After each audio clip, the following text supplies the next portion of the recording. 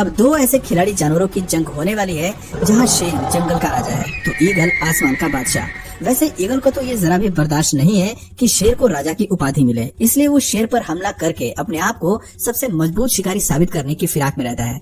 यहाँ जंगल में शेर अपने बच्चों के साथ बैठा था तो वहीं पेड़ पर बैठा ईगल इस मौके की फिराक में था कि कब वो अटैक करे। चांस मिलते ही ईगल अपने पंख खोलकर शेर के सामने खड़ा हो जाता है और उसे डराने की कोशिश करता है, लेकिन अफसोस ईगल मारा जाता है।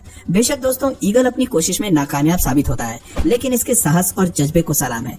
जानकारी के लिए बता दें कि ईगल के पंख काफी बड़े होते हैं, जिसमें गोल्डन ईगल का विंग स्पैन 1.8 से 2.3 मीटर तक होता है, जबकि बाल्ड ईगल का विंग स्पैन 1.8 से 2.3 मीटर तक होता है।